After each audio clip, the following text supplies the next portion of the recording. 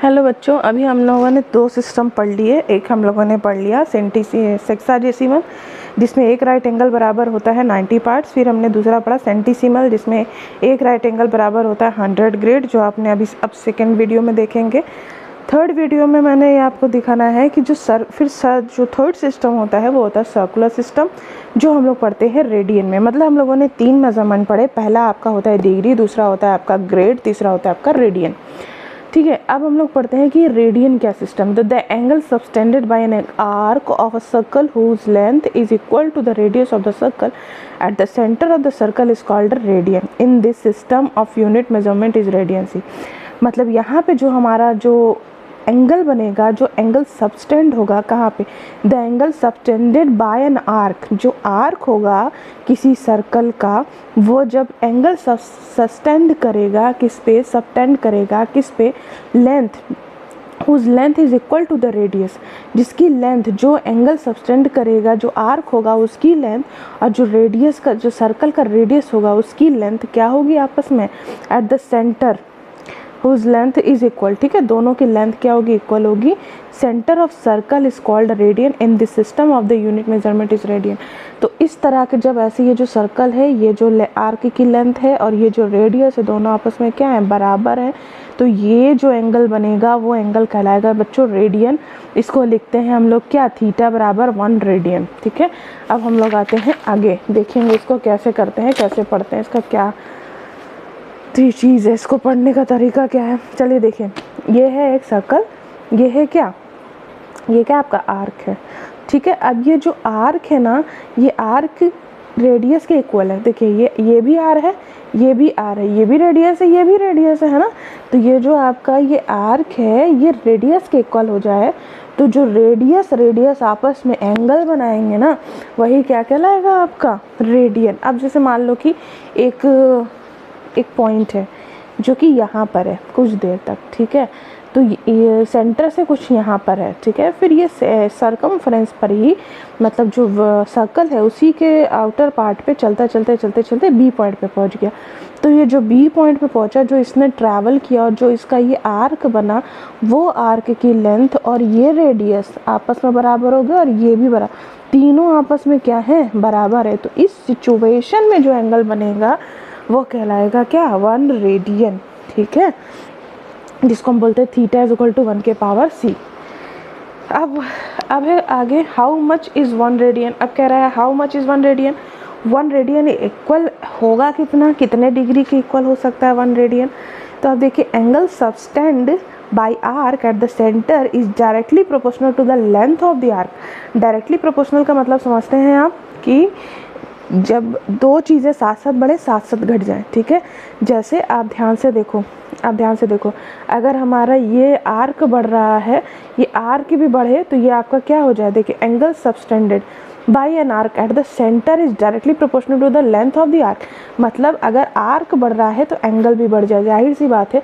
अगर ये आर्क की वैल्यू बढ़ेगी तो आप देखो ये ना, ये एंगल भी बढ़ता ही जाएगा। ठीक है, इसका मतलब length of arc L is directly proportional to what, theta.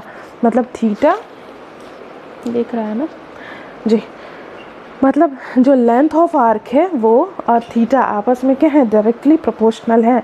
तो हो जाएगा theta is directly proportional to the length of the arc L. ठीक है, अब जब कोई चीज़ डायरेक्टली प्रोपोर्शनल में चलती है बच्चों, तो उसको हम लोग क्या कर सकते हैं, उसकी वैल्यू को इक्वल बैलेंस करने के लिए हम एक कांस्टेंट यूज़ कर लेते हैं। तो थीटा डायरेक्टली प्रोपोर्शनल एल के है, तो जो एल है ना, इसमें हम कुछ कांस्टेंट यूज़ करके इक्वल कर सकते हैं।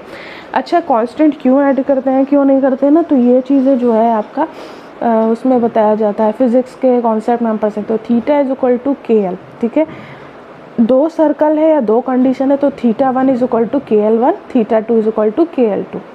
अब दोनों को अगर डिवाइड करें तो theta 1 by theta 2 is equal to L 1 by L 2 is equal to K. इसका मतलब यहाँ से एक क्वेश्चन आपको बन सकता है कि अगर दो सर्कल या किसी एक सर्कल में थीटा 1 कुछ दे रखा है और थीटा 1 की वजह से एल 1 कुछ बन रहा है, थीटा 2 की वजह से एल 2 कितना बनेगा, तो अब यहाँ से इस तरह से भी सॉल्व कर सकते हैं। अब आ जाइए यहाँ पे। ठीक है, अब देखिएगा, ये जो आपको दिख रहा होगा ये कंडीशन, पहले पॉइंट ए पर है, फिर पॉइंट बी पर पहुंच गया, फिर सी पर पहुंच गया। जब ये जो आपका मान लीजिए कोई स्टोन है, पत्थर है, कोई भी एक पार्टिकल है जो ए पॉइंट पर है, ठीक है, ए पॉइंट से ये बी पॉइंट पे जाता है, तो इसने 1 रेडियन का एंगल ट्रैवल किया, या कह सकते हो बनाया, इंक्लाइंड किया, ठीक है ना। फिर उसके बाद जब ये ए से बी पे गया, बी से सी पे गया, तो ए से सी से भी ए का सी से कुछ एंगल दिख रहा है, तो अब इसी को हम रिलेशन में लिखेंगे। चलिए देखिए, एंगल ए ओ बी ये θ1 हुआ आपका, ठीक है। ए ओ बी की वजह से आपका जो आर्क बना, ए ओ बी की वजह से वो आर्क बना, वो कितना बना, आर बना, तो यहाँ क्या हो जाएगा, आर, ठीक है। फिर देखिए दूसरा वाला एंगल कहाँ, दूसरा वाला जो एंगल बना वो ए से ही मेज़र करेंगे। हमारा जो इनिशियल पॉइंट था ए पर था, तो हम जो एंगल मेज़रमेंट लेंगे वो ए से लेंगे। ये नहीं कि ए से ए ओ बी कर लिया फिर बी ओ सी कर लिया ना, हमारा जो इनिशियल पॉइंट है ये है, तो ए ओ बी फिर ए ओ सी। तो अब जो ए ओ सी है, ए ओ सी की वजह से जो हमारा, अब ध्यान से देखिए, ए ओ सी की वजह से जो हमारा आर्क बन रहा है, एल बन रहा है, वो कितना बन रहा है, आप देख रहे हो, ये तो आर है, लेकिन ये पूरा क्या कहलाता है आपका, आर, और आर 2r मत कर देना, ये गलत हो जाएगा। ये तो लेंथ आर्क आपका आर है, ठीक है ना, लेकिन ये कितना है, या यहाँ से यहाँ तक कितना है, अभी आपको दिख रहा होगा quarter part of circumference of any circle. Quarter part आपको पता है, पूरा सरकमफ्रेंस का पार्ट कितना होता है, 2πr, तो हमें 1 क्वार्टर की वैल्यू क्या हो जाएगी, 1/4 2πr, ठीक है। तो आप इसको यहाँ से काट दोगे, सॉल्व करोगे, और ए ओ बी की वैल्यू, हमारी ए ओ बी का जो एंगल है वो 1 रेडियन का है, अभी हमने देखा ए ओ बी का जो एंगल है वो 1 रेडियन है। ए ओ सी आपने देखा 90 डिग्री है, इधर 2 बच गया, नीचे पाए, तो ये आपका एक रिलेशन बनकर आया। अब यहाँ देखिए 2 इधर चला जाएगा, तो ये हो जाएगा 1 डिग्री इज इक्वल टू 180, 90 2 जा 180, 180 और पाई नीचे, मतलब 1 radian is equal to 180 upon में पाई। मतलब किसी वैल्यू, अगर कोई वैल्यू आपके पास है वो रेडियन में है, उसको डिग्री में बदलना है तो 180 अपॉन में पाई होगा, और अगर कोई डिग्री में दे रखा है रेडियन में बदलना है तो पाई अपॉन 180 हो। अब इसमें भी बहुत कन्फ्यूज़न होता है, कहाँ 180 ऊपर होता है, कहाँ 180 नीचे होता है, ठीक है। तो इसमें हम इसमें भी यहाँ वही लॉजिक लगाइए या ट्रिक लगाइए जो आपने ग्रेड में लगाया था, ठीक है। जैसे ग्रेड बड़ा होता है तो ग्रेड में बदलने के लिए 10 ऊपर 9 नीचे। यहाँ पे अभी आपने देखा कि सर्कुलर सिस्टम क्या है, एक पूरा चक्कर काट रहा है ना, पूरा एक चक्कर कंप्लीट कर रहा है, मतलब ये बड़ी वैल्यू हो गई।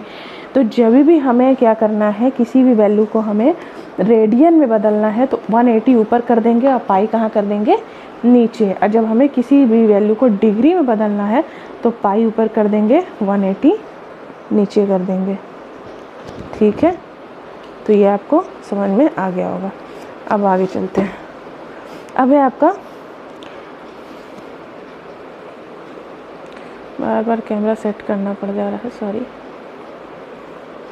ठीक है। अब देखिए relation between radian and degree. अभी तक हम लोगों ने रिलेशन पढ़ा था डिग्री और ग्रेड का, अब हम लोग पढ़ेंगे रेडियन और डिग्री का, ठीक है।